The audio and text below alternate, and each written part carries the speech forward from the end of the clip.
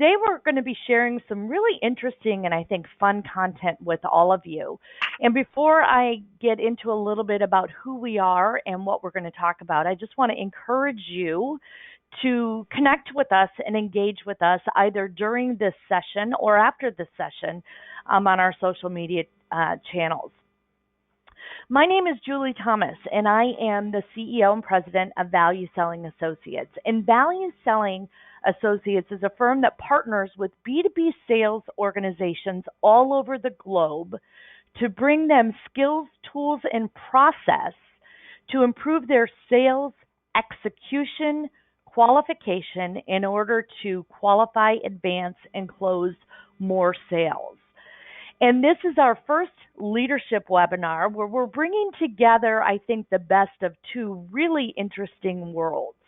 We're going to be talking about sales coaching. And there's not a client that we work with today that isn't talking about sales coaching. However, many of them are wondering, how do we coach? When do we coach? Not necessarily the why do we coach, but how do we fit it into our day-to-day activities and process? Because the reality is many times the first-line sales managers are running around with their hair on fire, and giving them more to do is not always as productive as we'd like to do. So today we're going to bring together two very interesting and unique perspectives. First, we're going to be hearing from Peter Ostro, and Peter is one of the leading analysts with Serious Decisions, which has recently merged with Forrester Research, who looks at sales enablement, skills, tools, technologies, and processes. And he's going to share with us his research and perspective and best practices that he sees on sales coaching.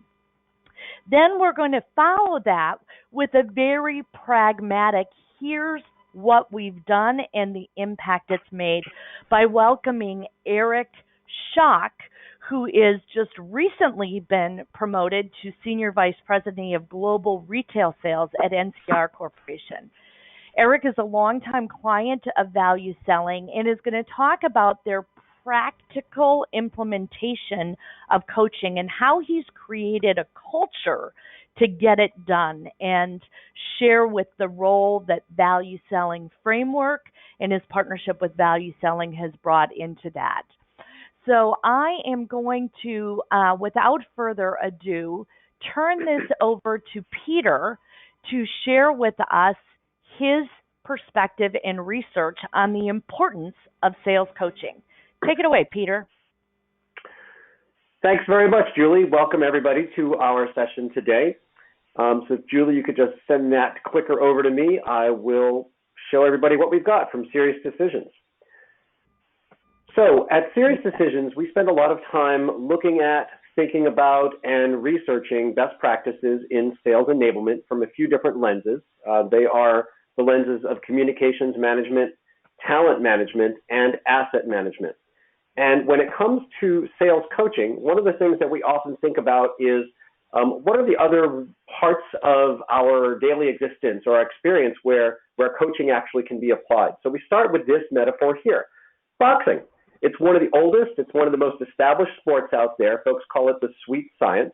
So boxing itself has actually changed very, very little over the generations, particularly in terms of how it's coached, both during training and during a bout as well. You know, the coach and the trainer, they stand on the side of the ring, they look and they listen, and for the most part, they use their gut to try to outthink the other fighter's corner. Till very recently, technology really didn't change much in the world of boxing except for maybe the gloves and some of the elements of safety. Until very recently, however, is the key word there. Leading into the Rio Olympics of 2016, it became more and more apparent that most other sports were far more data-driven than the sport of boxing. And so leading up to Rio 2016, the private sector began stepping in to bring boxing into more of a 21st century approach. So what we saw leading up to and in the training for and during Rio was the first use of sensors in boxing training so that coaches and trainers could detect things like striking intensity and reaction speed, even what kind of punch was being thrown, all seeing it just on their mobile phone ringside, and to pick up many discernible patterns that were not even noticeable to the naked eye, and to look at changes over time in terms of how boxers and their speed and their strength and their punches and everything were changing. So much as sabermetrics began being popularized by the Moneyball phenomenon 15 plus years ago, and it revolutionized Major League Baseball and most other major sports, this really started to change everything around the coaching element of boxing. So the lessons from this were that data and the technology that drives the data can really provide some extra insight that straight observation actually couldn't do on its own. So what we'd like to do today is think about that same lesson through the lens of sales coaching and apply it to B2B selling. So today we're going to talk about some of the big issues that we see in the marketplace. Sales coaching, it's kind of like putting in time as a volunteer or going solar or living carbon neutral, right? Everybody's for it. We all think it's a great thing, but who actually executes on it? Typically, sales coaching is very ad hoc in the way it's thought of and the way it's delivered. It tends to be pretty reactive. It tends to not be very sticky. It's kind of like swallowing medicine, right? It's not enjoyable. We kind of avoid it until it's mandated by policy or by some sort of negative outcome, like a deal that went south. It's also notoriously inconsistent. There's a lot of factors involved that are really just up to pure luck.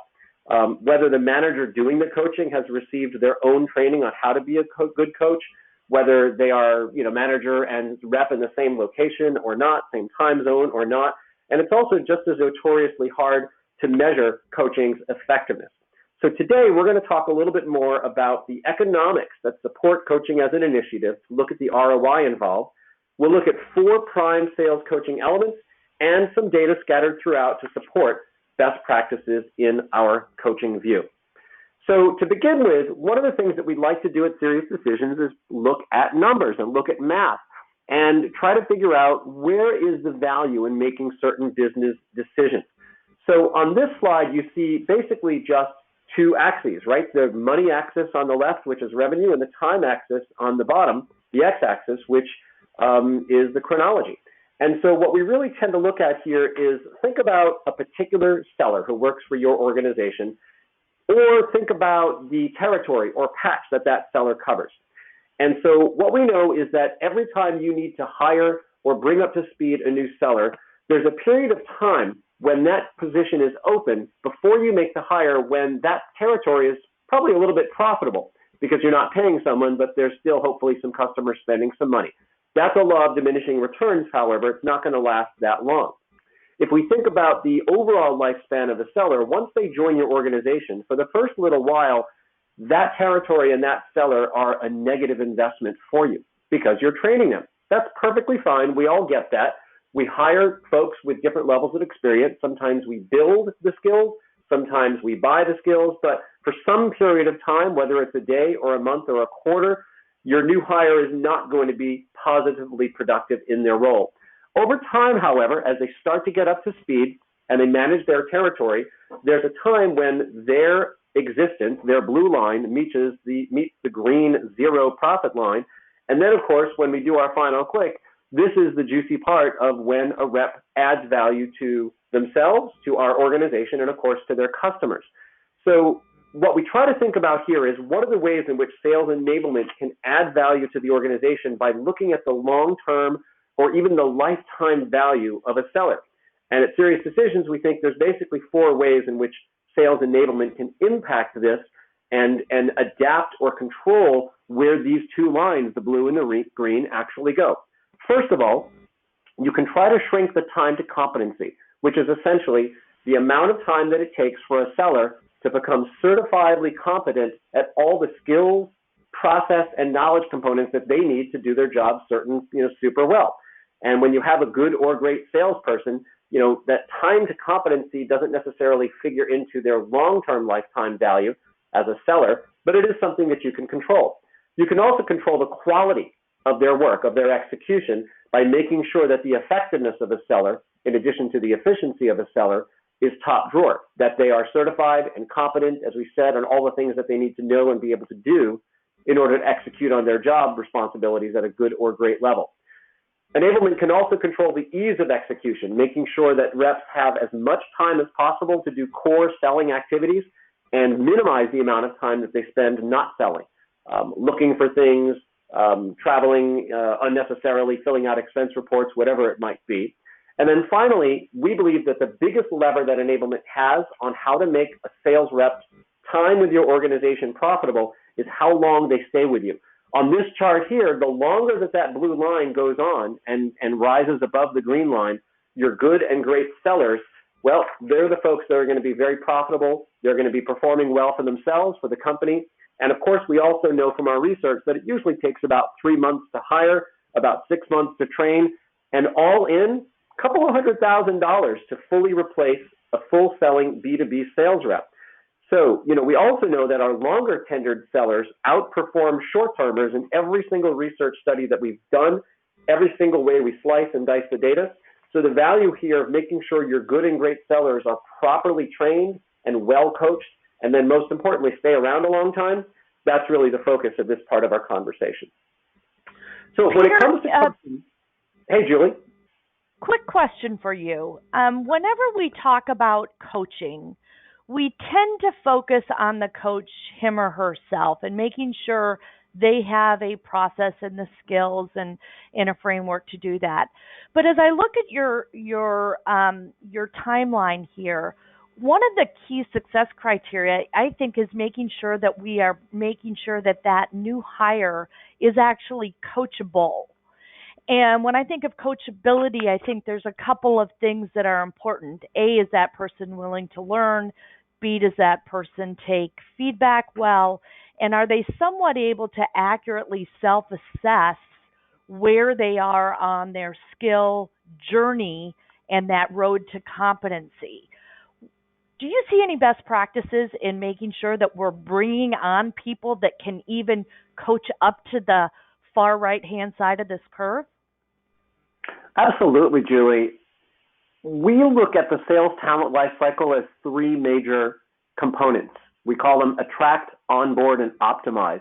So it's the hiring, it's the ramping onboarding, and then the long-term coaching and learning and development.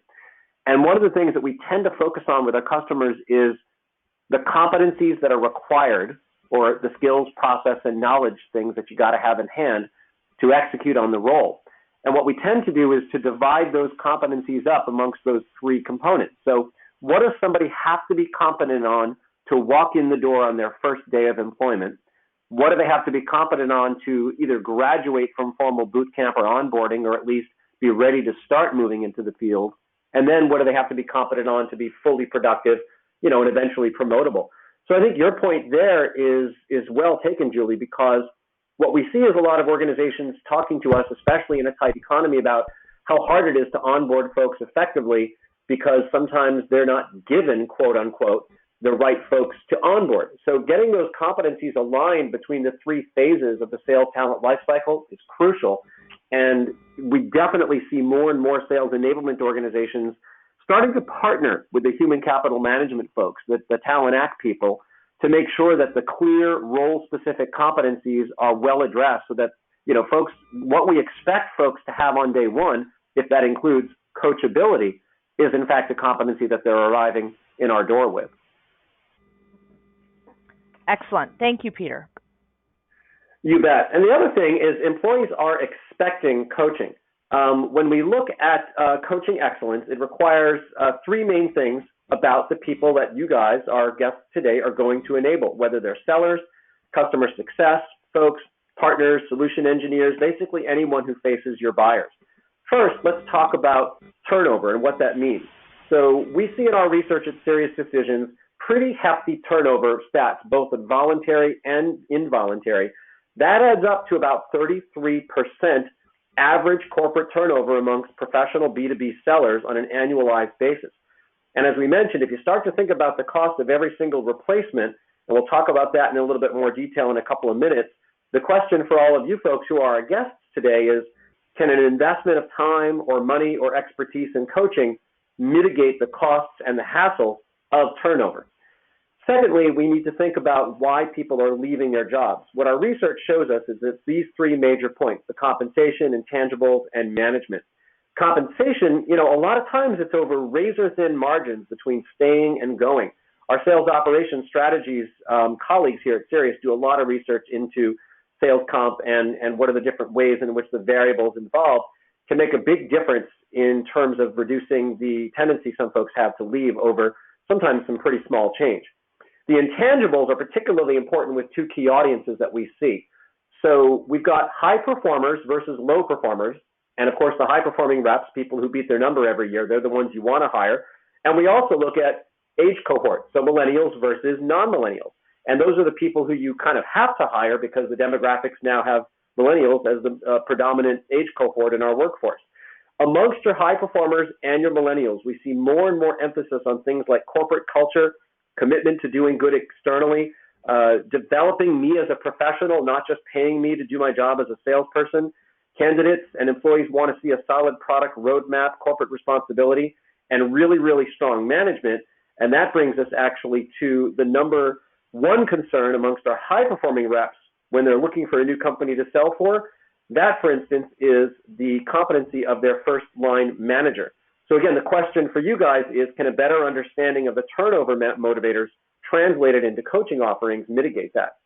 Finally, we've got the expectations of the folks who we are having sell for us and who are expecting coaching from us. First of all, there's the performance feedback piece. Most of you guys probably know now that just a single annual review is no longer sufficient. Frequent or even real-time mirrors on my performance are things that I want as a seller. And it's cultivated by a very data-driven experience. I mean, let's face it, this largest cohort in our workforce, millennials, and most of us are pretty used to instant feedback and instant data about how we're doing. Knowledge transfer, that's crucial because doing a single job requires both upfront and then developmental training. Aspiring to the next opportunity in my own career development necessitates best-of-breed coaching for my current role. And that advancement as a sales professional, if that's not optimally supported by you, my employer, I very well may be thinking about moving elsewhere. So on individual training, classrooms are still relevant, but much more when presented in an asynchronous and mobile-friendly environment. We definitely are seeing self-paced learning on the rise, and it does work. We see stronger performing sales reps more likely to tell us, for instance, that collaborating on account strategy or stalled deals in terms of what they want from their manager are top desires that they have in terms of employee satisfaction that's related to their performance. And then finally, this idea of attending closing meetings.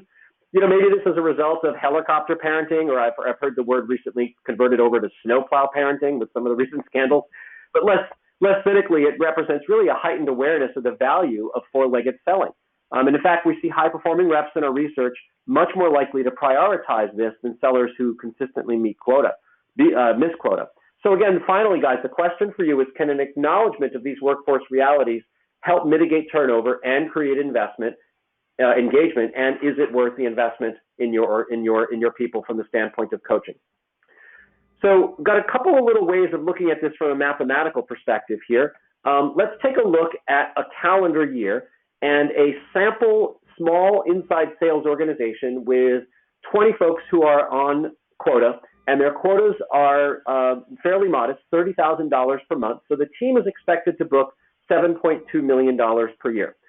So let's be super conservative about our math and say, okay, what if this team of 20 people has half of the average turnover that we see, less than half, and only 15%, which means 3 folks leave this organization per year.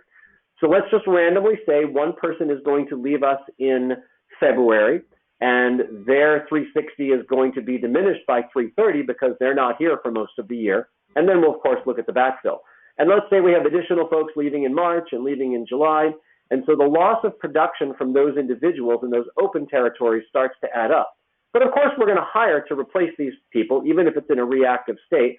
It usually takes 3 or 4 months. So let's say the February body is replaced in June, the March person is replaced in July, and then the October hire fills out in the July loss. So, these people, let's say they are trained immediately on day one, which is, of course, unrealistic, but we're trying to be conservative here. When you net all this out, the time that you're losing for a very low amount of turnover actually ends up costing you nearly the value of one of your sellers. So when we look at this from the perspective of the actual territory cost loss, there's a pretty sizable number there, but wait, there's more. So we also can look at the cost of recruiting folks, and we've just taken some rough estimates here associated with just 3 replacements on a staff of 20 over the course of a year.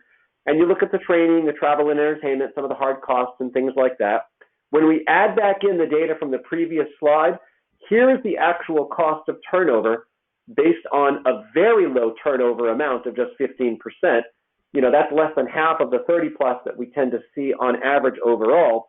So even if we just look at this very low conservative estimate, this 417.9 means just as a matter of course, you're going to lose more than one person's worth of contribution. You're going to lose about 6% of your throughput just because business as usual goes the simple way. So again, the real question here finally is not so much as the title of this slide says, can we afford to invest in sales coaching, but more, can we afford to not invest in sales coaching? All right, so what is sales coaching? Let's make sure we're all on the same page around this. It's pretty obvious to most of us. It's usually a more experienced or trained individual helping a seller be their best self, right? At Serious Decisions, we talk a lot about role-specific sales competencies. Like I mentioned earlier, skills, process, knowledge, things like that. Coaching is about helping reps attain these competencies quicker, better, and to a more productive output over their lifetime that we talked about earlier, when measured, of course, by quota attainment, profit margin, sales cycle reduction, larger deal size, whatever lagging indicator floats your boat. Coaching itself, of course, comes in a lot of different flavors. They can be the competencies that you want your reps coached that are isolated to their selling motions and buyer-facing interactions, or it could be helping your reps by coaching them around your internal deal management or your politics or account planning or how to fill out that expense report. Or maybe it's foundational skills like business knowledge or even etiquette. Anything that's worth it for your reps to improve on, that is coachable. So at Serious, we believe there are four mainstays of a great coaching program, and it begins with the culture. Why are we here? What's the charter for our sales activities? Is it customer-focused? Is it purpose-driven, profit-oriented? I mean, it seems pretty obvious at first. We're here to sell more stuff, right? But why? That actually needs to be figured out before a coaching program can genuinely take shape and before it can be effective. And to confirm that culture matters, even the sales professional persona we assume is pretty much only money motivated, we actually find in our research that high-performing reps, those who are 2 years running over quota, are 27% more likely than low performers to indicate that company culture is a top priority when they choose the next firm that they're going to sell for. Our next piece is about insights. So is there anybody on the webcast today who doesn't use way more data to do their job or pick their fantasy sports teams or their brackets or to invest or buy a new dishwasher or whatever than we used to? Obviously not. A great coaching program needs data-driven insights for two reasons. One, to keep pace with your competitors, and also to satisfy the needs of your reps themselves. Our research shows that high-performing organizations, those with 80% or more of their reps hitting their number, require way more field observations by managers before they consider reps certified in their roles. In fact, 129% more, in fact. A huge validation of sales coaching there. Next, we have process and tools. Is it necessary to have a highly refined sales process, streamlined selling motions, the latest and greatest SaaS subscriptions to effectively coach sales reps? Well, if we go back to the best performing sales reps I talked about earlier, we know that they are 25% more bullish on working for companies who invest in sales productivity tools, meaning that their bosses put their money where their mouth is and they try to save them valuable time. It's a lot easier to drive adoption of software and guided selling plays when you can model the right behavior as managers and have your own process and tools for supporting your reps, defined from and sponsored by the chief sales officer, chief revenue officer on down. Finally, great coaching programs require highly defined actions. When you think about all the effort that portfolio marketers and sales enablers put into designing sales playbooks and selling paths and guided selling and all that, it's all about moving interactions towards a hopeful win-win outcome for everybody involved, the company, the rep, and the customer. Sales coaching is really no different. The ends, better execution on sales competencies, drive the means of gathering of intelligence about a rep's progress, and they provide a defined path for their manager or coach to help them achieve an outcome that's simply about selling rather than buying. The best sellers in our research, they're 44% more likely than underperformers to tell Serious Decisions that the competency of their direct manager is a key factor when choosing which company they're going to bring their talents to. So a defined set of how will you help me and when, that's a must-have. All right, so let's dive a little bit deeper into these four elements, and then we'll turn it back over to Julie and Eric.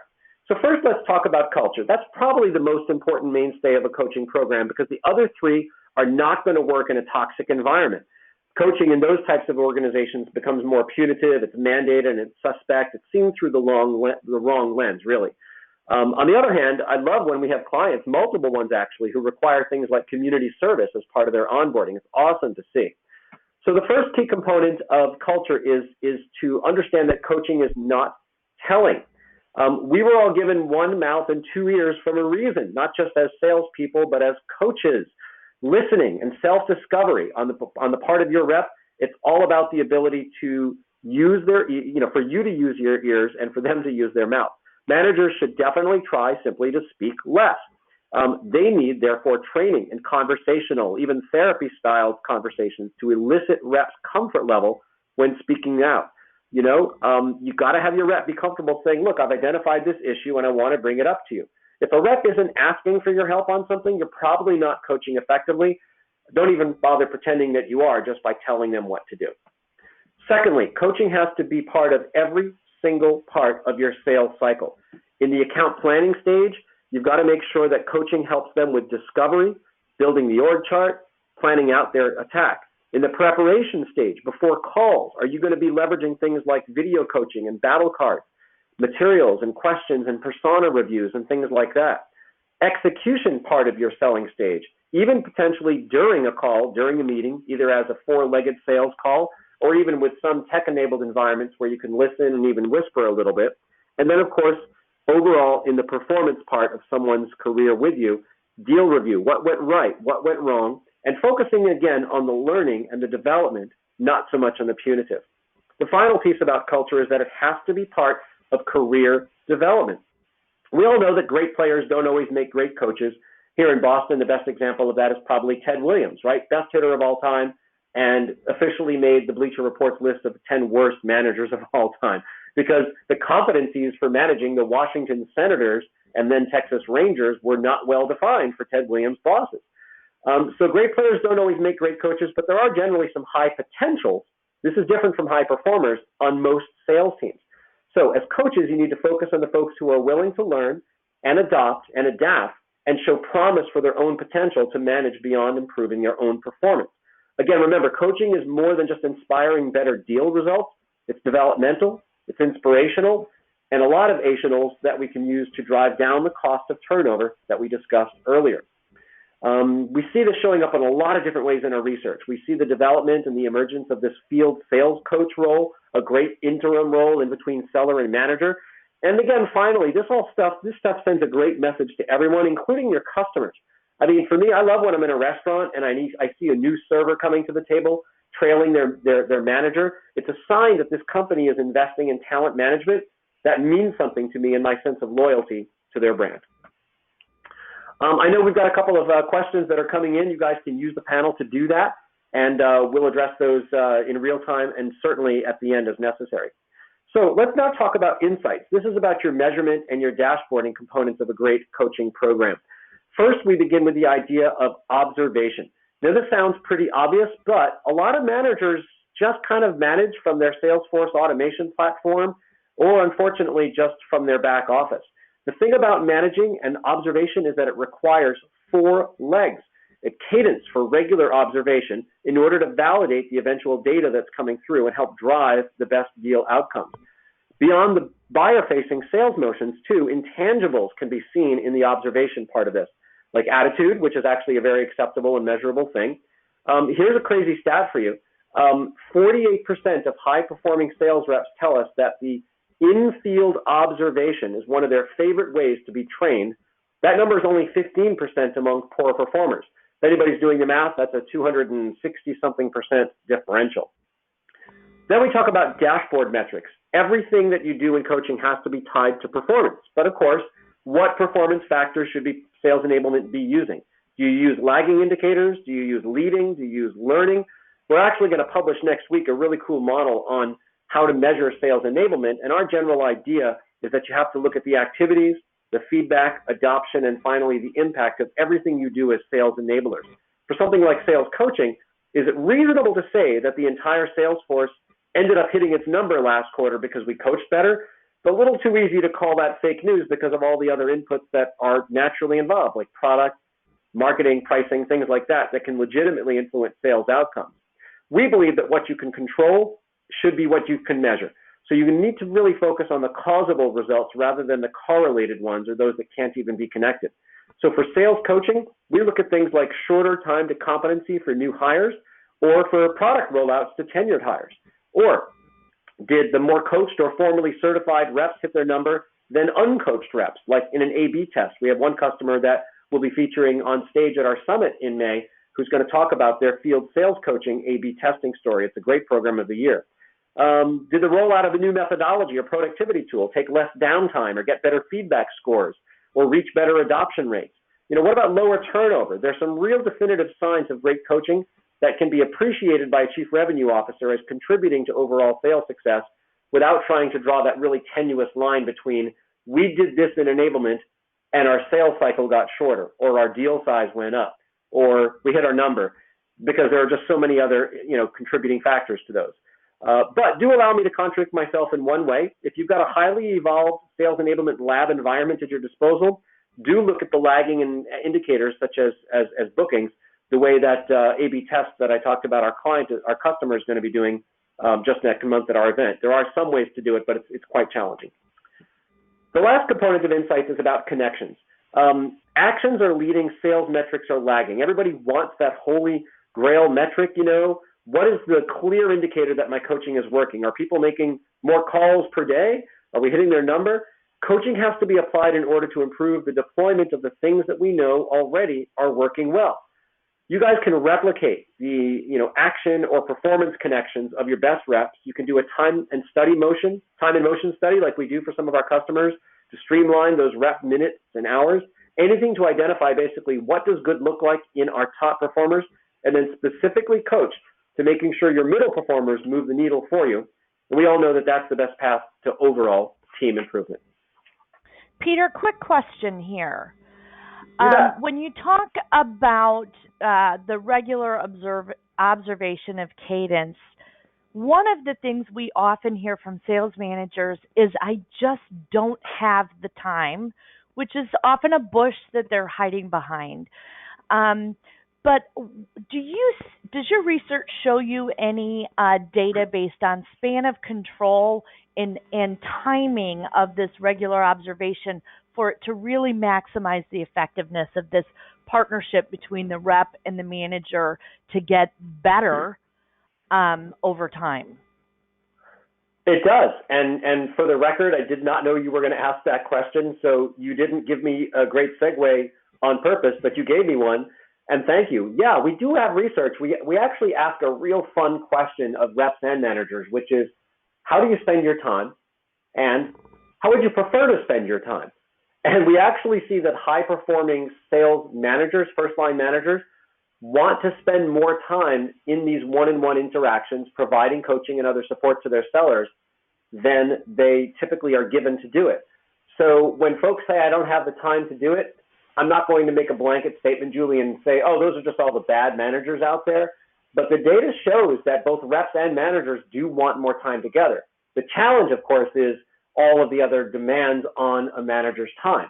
They spend a lot more time doing things like forecasting and running reports and putting out customer stat fires than they want to. This is amongst the high-performing managers, by the way. So those are the people whose wants and desires we should pay attention to. So what we often will do is work with an organization to say, let's take a deep dive in terms of where not just your reps, but your managers are spending their time. A lot of times, a quick little time and motion study can help folks understand where those gaps are, and whether it's technology or process or shifting some responsibilities, actually give those managers back what they want, which is more time for those interactions. And we know that high-performing reps always want more time with their managers. It's how they learn most effectively. They want the lessons that are learned in formal training environments reinforced after the fact, mostly by their managers. So it's a good thing. Finding the time to do it is doable, but we definitely see value and validation of the coaching time itself. Thank you, Peter. You bet. And that actually is a great segue into the process and tools discussion. So there you have it right there, the manager and rep conversation cadence. So when should we get together? What should we talk about? Where should we do it? How should we do it? There's different cadences from daily through annual performance, and it can also include some of the ad hoc, stand-up meeting nature of a lot of coaching. What we see high-performing organizations doing, though, is standardizing the cadence. Even if it's not tons of time, you do try to formalize it, not have it be something random, so that if someone is lucky enough to be in the same office as their manager, they get better coaching as someone who's remote. We also see companies establishing a formal scoring rubric that all managers are following and are trained to use the same way, so that coaching is actually done between managers and reps consistently across the organization. There's always a technology piece as well. How are folks working? Are they leveraging the greatest and latest in terms of SDR plug-in phones, just-in-time video coaching, remote capabilities and things like that? Are folks using video coaching tools to practice, get it right, to understand the workflows of their selling motions, and of course to figure out what good looks like, amongst our A players. And we also see things like counseling and coaching being certainly more and more utilized, in the frame of utilizing coaching, recording and data-driven technologies and tools. Recording a coaching session is not punitive. This is really about documenting the improvement, yes or no. I don't want to have the same conversation a year later. I'm sure you don't either. It also helps put the impetus on the rep to go back, consume some of the stuff that they've received from the coach, and manage some of their own development. The culture that we talked about earlier, that supports all of this stuff. Folks should want to record themselves, as uncomfortable as it sometimes can be, but it's kind of where things are going, and we're all more and more used to doing it on our phones anyway, by seeing that their managers and their leaders do the same. So again, the modeling of the behavior. All right, so the last piece of our great coaching program here is all about actions. What takes place after the coaching?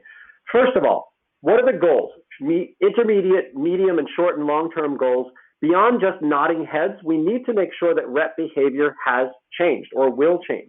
We need to be able to turn new and recordable actions into tangible goals. So these can be around activities, more dials, more meetings, selling more like an account-based seller. It can be about style, fewer ums and ers, and my favorite, and rights, verbal tics. It can be about collaborative behavior. It can be small stuff or big stuff. Whatever it is, we need to have agreement about what's going to change and both be responsible for following up on that. And when we say both being responsible, actions following a great coaching environment are in fact two-way. The manager should be making commitments. It's work for them as well to develop more training, to go on more calls. The rep's success is, of course, owned by the manager as much as it is for the individual contributor. Culture, of course, of a company needs to support their comfort, the rep's comfort, in terms of asking for the help. It also needs to support, a manager who is willing to say, you, my rep, are my customer. And no conversation in a coaching environment should ever end without, okay, as your manager, I'm asking you to do the following, but here are some things that I'm going to do for you. I'm going to go grab this training. I'm going to go find that resource. I'm going to put you in touch with this SME, whatever it might be. And finally, there's the ongoing training.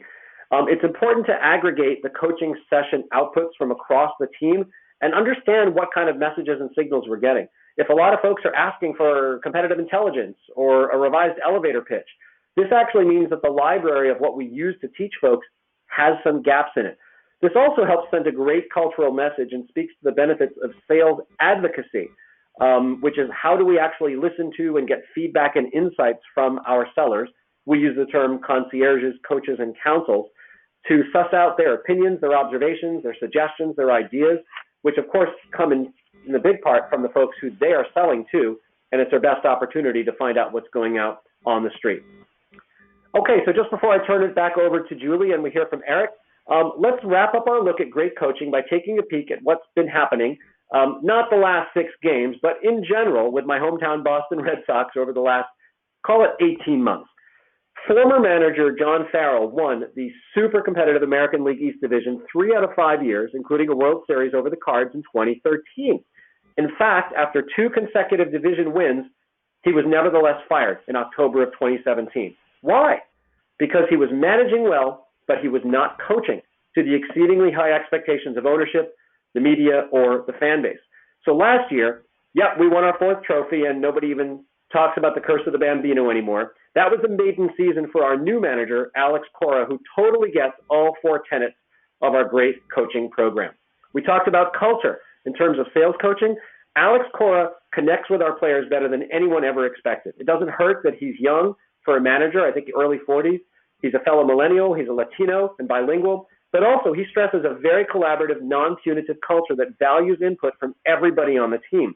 When it comes to hitting, our resident hitting savant, JD Martinez, he's probably a better coach for his fellow hitters than Cora could ever be, and Alex actually encourages this. He's not threatened by it. We've come a long way from Roger Clemens' favorite quote about 25 players and 25 taxi cabs. Does anybody remember how many of our starting pitchers worked in relief roles in this last World Series? The answer is all of them. These guys are always texting Cora, volunteering to take one, literally take one for the team. That's culture, and it really, really works. Insights, okay, this is data.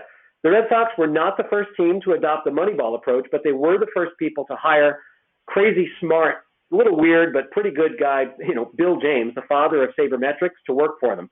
They do more with data than I could accomplish in 10 analyst lifetimes, and yet Alex still brought it to a new level. One of the most amazing moments from last year was a laser beam hit from the Twins' Joe Mauer to the gap in right field in right center, where our MVP, Mookie Betts, was literally standing in a very unusual spot to catch the ball without even taking a step. Right after he made that catch, he took a note card out of his pocket with a big smile, and he showed the whole crowd that he was just following instructions as to where to stand for that particular batter with that particular pitch count. This was all Alex Cora's doing. Perfect marriage of data-driven coaching. Process and tools. Alex inherited a pitching staff by the end of 2017 had really been gassed out, so he changed things up. And for spring training of 2018, he created an entirely new process, lowering how much throwing they would be doing in spring training so they could gently work up their stamina. It led to 119 wins last year, which was pretty good, and it validated the process. Every single one of his pitchers were buying into it. And finally, actions. You remember how we talked about how sales coaching requires a commitment to actions for both the rep and the manager? AC is famous for standing up for his players when they're in a slump, and even, for instance, demanding as part of his contract a plane load full of relief supplies for his native Puerto Rico. He's always texting with his team members. So next week, the entire Red Sox organization will be receiving their World Series rings. I hope our record's a little bit better than what it is today, but we couldn't be happier. Of course, we do know a lot about championship rings here in New England, 12 of them in 17 years, and those of you who know me are probably surprised that I'm not talking about another Boston area team with some pretty good outcomes during this millennium. So we'll just kind of leave that one right there. So to wrap up, for sales enablement leaders, the lesson of today's coaching discussion is to establish the crucial competencies for those 3 phases, Julie, that we talked about of the sales talent lifecycle: attracting, onboard, and optimize phases, where you can develop and execute coachable training and platform selections. For folks on our guest list today who are from sales operations, you need to think about what is the dashboard going to look like that we can use to capture the leading indicators we can control, the lagging indicators that we can just maybe correlate with, and how to draw those connections around where coaching has an effect. And finally, for sales leaders, it's your opportunity to set the tone and to validate coaching as something that is directly impactful on the bottom line. So that's my presentation from the Serious Decisions standpoint today. Thank you to everybody for listening in. I'll turn it back over to you, Julie. Fantastic, Peter. That was fabulous insight and perspective. We're going to take what you shared in terms of your research and your data and what you have seen at Serious Decisions as you work with companies all over the globe, and take that down to now a very pragmatic approach to what one organization has done to implement effective coaching. And Eric is going to share with us, I think, a lot of very great experience and insight into how they've done that at NCR. But I think one of the keys that Eric is going to, I think, share with us and talk about is this culture piece. And coaching works when there is an authentic relationship and trust between the person who's being coached and the person who's being who is the coach. And you alluded to that with your example of the Boston Red Sox. but I am willing to be coached by someone who I believe authentically and genuinely is interested in me and helping me get better. And I think Eric has demonstrated that at every level of his career, of his belief and his people to make it happen. So Eric, without further ado, I'm going to turn it over to you. Thanks, Julie. I appreciate it. And Peter, great content. When we get through with my couple of pages, the audience is going to think we sat and I think orchestrated these slides together. But actually, I think I did my slides before I ever saw yours. So I don't think it's coincidence. I think it's just ironic that it's all fitting together quite nicely.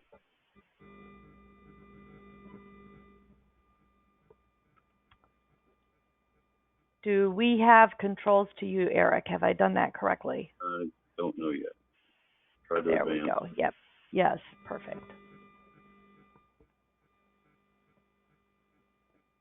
I can take over advance if you'd prefer. Well, you may need to because it's not advancing for me. Okay. Perfect. There we go.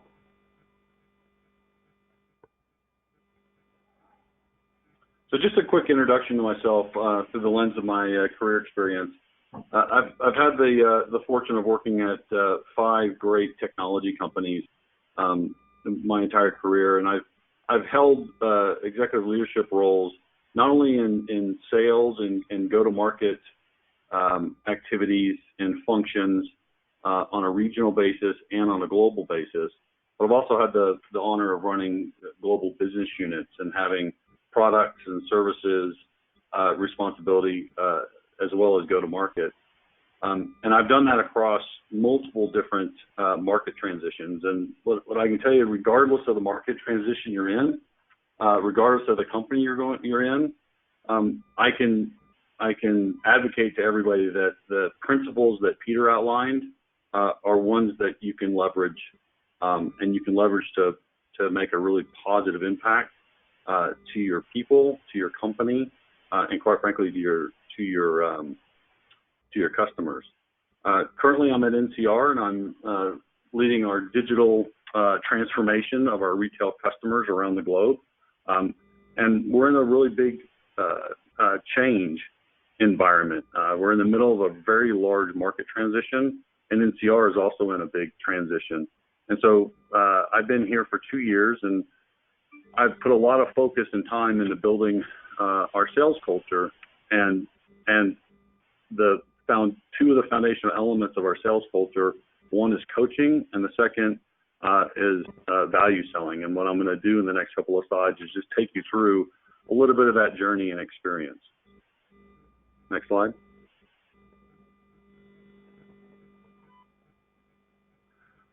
So what we talk about as a leadership team very regularly here at NCR in our retail sales organization, we talk about being a world-class coach. And first, it's important to understand what is a world-class coach's job, and what does good look like. And so the first thing we talk about regularly as a leadership team is that a world-class coach's job is to make sure the team members are consistently executing and continuously learning, growing, and improving. You know, a lot of times as sales leaders, we always ask, when's the deal going to close? What help can I give you to close? When's the deal going to close? What is the forecast? And where we really want salespeople focused is the activities that are going to drive funnel, that are going to qualify real prospects and real opportunities. We want them sitting in front of customers, or we want them doing research to prepare to sit in front of a customer to drive opportunities to help our customers solve problems. And then we want to make sure that they can execute with velocity and increased win probability and predictability so that the closed deals are outcomes, and that we really need to focus our attention and our coaching very much early in the cycle, is to help our salespeople with the activities that they need to do every day to either prepare for a call, prepare for a presentation to a customer, prepare for solving a problem for a client, and then actually doing it in front of the client and being successful. And so the way that we talk about doing that, if you think about the two axes from a coaching perspective, productivity and rapport with your team, we talk about being in the top right-hand corner. That a coach is really somebody that can make the team feel comfortable in disclosing the problems and asking questions. That doesn't necessarily mean they're the nice guy all the time or the nice gal, but that there's a real opportunity to voice what the issues are and talk about the issues objectively, and that the team feels respected and appreciated. They feel valued, trusted, and they feel empowered to do things. And that the coach really is there to help put that framework in place to set the tone, and then to help the team identify the activities that's going to make them successful. And that, it's really important that as a coach that we focus on the process, that the method is just as important as the outcome. And if you focus on the method, that the outcomes eventually happen, and they'll happen quite consistently. So we really talk about making sure that what gets reinforced gets done, and that your questions are going to control the team's focus. Back to the left-hand side of the page, we actually don't talk about when is the deal going to close. We actually talk about what are the things, what are the activities that we have to do in order to qualify the opportunity, to move the opportunity, to solve the customer's problems. And along the way, guess what? The deal does get closed. Next slide.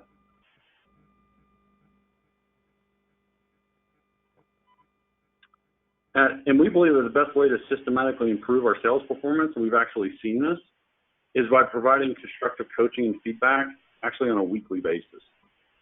Our leadership model in our team is built around 5 key tenets: motivation, inspiration, empowerment, accountability, and inspection. It's all of our jobs to motivate and inspire our people and our customers every single day. And that we're all empowered to solve problems for our customers. We're all empowered to help each other. And with empowerment comes accountability. And the way that you drive accountability is you inspect what you expect. And this is where I will observe that a lot of teams fail, is the inspection becomes negative. It becomes a beat down. Inspections don't have to be negative. Inspections can be positive. Matter of fact, we talk about this in a 360-degree loop, if you will, that in the inspection process should actually be motivational and inspirational. That as long as you're celebrating the white spaces, that you're continuously learning, that we learn from each other, and we don't repeat the same mistakes over and over again, that actually can be a very motivational and inspirational environment. Again, it's about setting that learning environment for the organization and the team, and that it's okay to make a mistake if you're going 100 miles an hour. Just don't make the same mistake again. And so then it really comes back to what are the attributes of what we observe as a world-class coach, that we really need to focus on the people and then the process. The method is extremely important, but you can't really get to the method until you understand the people and you develop the relationship with the people. You believe that talent can be developed, that you're maniacally focused on improving the processes that actually produce results. Again, go back to, is your question going to be when's the deal going to close?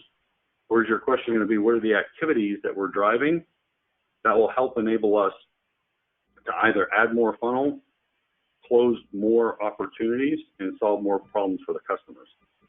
And that you do this by lighting a fire in people as opposed to under people. That really results in motivation comes through inspiration and positive reinforcement as opposed to negativity that, quite frankly, can turn toxic. Next slide.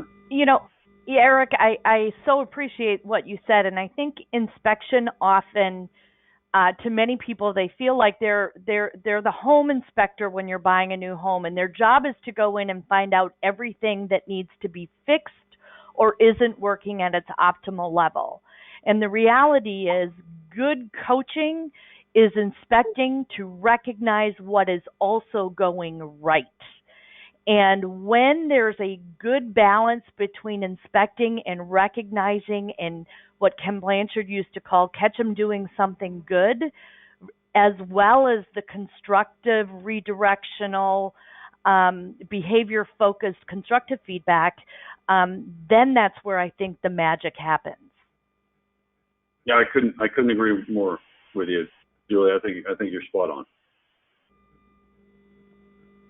So let me put this now in the context of, how we actually forecast it. And let me try and connect some of the dots here. So I talked earlier about, do we talk about when the deal is going to close, or where do we really want our team to focus? And that our questions drive our team's focus.